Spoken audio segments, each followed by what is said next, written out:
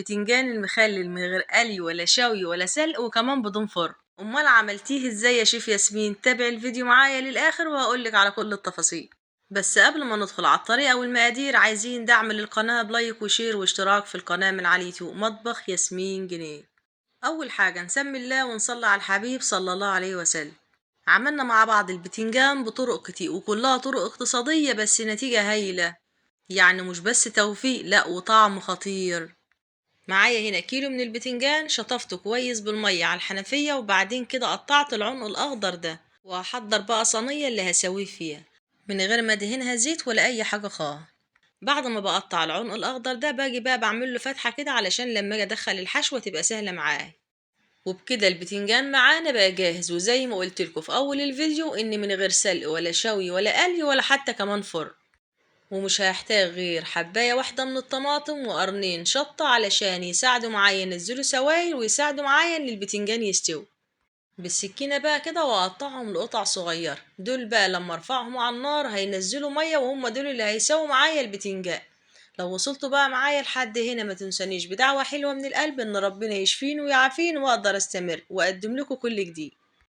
الوصفة دي بقى حلوة جدا للجماعة بتوع الدايت وكمان لاخواتنا وحبايبنا اللي عندهم مشاكل في المعاد، ربنا يشفيهم ويعافيهم يا رب. في وصفة النهاردة بقى ما بحتاجش غير 3 معالق من الزيت بس. بعد ما بقطع الخضار لقطع صغيرة هو كده والشطة بديلها بقى حوالي 3 معالق كبار من الزيت، ورشة خفيفة خالص من الملح علشان يساعد معايا البتنجان والخضار ينزل مية ويخلي البتنجان يستوي معايا بسرعة. في الأول كده بقى برفعه على نار عالية، بعد كده بقى بهدي النار عليها، ومن وقت للتاني ادور الصينية علشان تاخد كلها سوا واحد. ونحضر بقى مع بعض التتبيلة او الحشو. هخليكي بقى تعملي شوية تتبيلة تحفة. هنحتاج لنص حزمة من الكزبرة الخضراء، مش عايزين لا شبت ولا بقدونس، هي بتبقى حلوة جدا بالكزبرة. هقطعها بقى كده لقطع صغيرة، وتلات قرون شطة سبايسي، وطبعا دول اختياري تقدري تستبدليهم بفلفل، وحباية واحدة من الطماطم وقرن شطة أخضر. هقطعهم كلهم لقطع صغيرة وهضيف لهم التوم وهضربهم في الكب. نفس الوصفة دي بقى عملتها قبل كده وحققت معايا مشاهدات كتير، بس بصراحة كنت بحضر الحشوة في نفس الوقت واحطها في البتنجان وهو لسه ني، بعدين كنت برفعه على النار وصراحة استوى وكان كويس جدا. بس بصراحة جاني كومنت من احد المشاهدين وقال لي ان دي تعتبر مسقعة، وفعلا كان طعمه مش طعم البتنجان المخلل علشان الحشوة ما كانش لازم تستوي مع البتنجان. فانا قلت اغير بقى وما احطش حشوة البتنجان غير بعد البتنجان ما يستوي، وفعلا طعمه هايل وهيعجبكم جدا. جربوه بقى بالطريقة دي وهتدعوه. بعد ما فرمت الخضار في الكبة ضفت له بقى الملح المظبوط ومعلقة كبيرة من البهار المشكل، فلفل وكمون وكزبر وعصير ليمونة كامل. ولو هتلاحظوا ان ما ضفتش خل، يستحسن بقى وانت بتحضري البتنجان المخلل سواء كنت بتقليه او بتسلقيه او بتعمليه بالطريقة اللي انا بعملها دي، يا ريت ما تضيفيش خل، لان فعلا هو ده بقى اللي بيغير طعم البق. هتجربيه بقى من غير خل وهتعرفي الفرق اللي انا بقول عليه.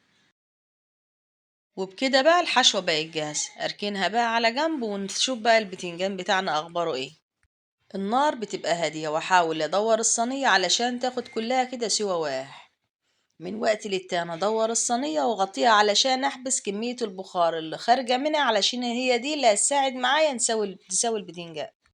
بعد مرور نص ساعة هحاول اقلب بقى البتنجان، اقلبه كده على الناحية التانية وبرضه هدي النار واوطيها، ومن وقت للتاني ادور الصينية علشان تاخد كلها كده سوا واحد.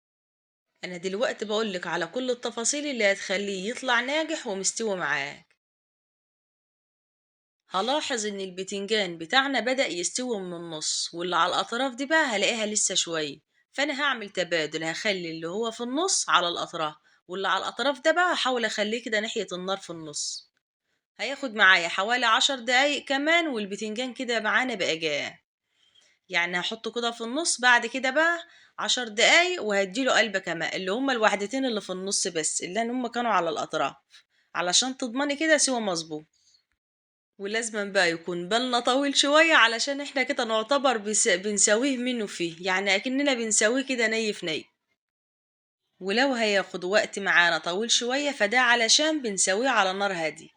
بعد كده بقى هتلاقيه استوى بقى زبدة بقى كهرمان، وكله كده واخد سوا واحد. هسيبه بقى يهدى ويبرد وانا مغطياه علشان ياخد درجة حرارة السخون اللي في الصينية. بعد كده بقى هخرجه كله كده في طب، واعمل له فتحة كده بقى علشان اعرف ادخل فيها الحشو من نفس الفتحة اللي فتحناه وهو لسه ني. وهديله بقى رشة خفيفة خالص من الملح، وناخد بالنا علشان احنا ضفنا رشة ملح قبل كده وهو لسه ني. هتبقى رشة خفيفة خالص كده في القلب من جوه علشان طعمه كده يبقى ملحه مظبوط. والخلطة برضو الملح ما بيبقاش زيادة ولا حاجة، كمية الملح بتبقى مظبوط.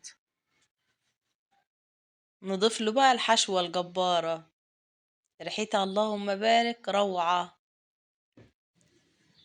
بالمعلقة كده بقى واضيف الحشو. جربيه بقى بالطريقة دي وهتدعيله بألف هنا على قلوبكم جميعا. هتحفظيه بقى كده في علبة وتحطيه في التلاجة، وكل ما تحتاجي تطلعي منها. بس الحركة الحلوة دي بقى اللي أنا بعملها بعد ما بضيف الحشو بالمعلقة كده بقى، وأحاول أخليه يشرب كده من التتبيل. هيقعد معاكي كده حوالي أسبوع في التلاجة، ولو عايزاه يقعد فترة أطول من كده هتستغنى عن الطماط، وهتضيفي على وشه حوالي معلقتين تلاتة كده من زيت الزيتون. يا رب الفيديو يكون عجبكم، وما تنسوناش بلايك وشير واشتراك في القناة من على اليوتيوب. ولو أول مرة تشوفوني، ده مطبخ ياسمين جنيد. سلام يا أجمل متابعين.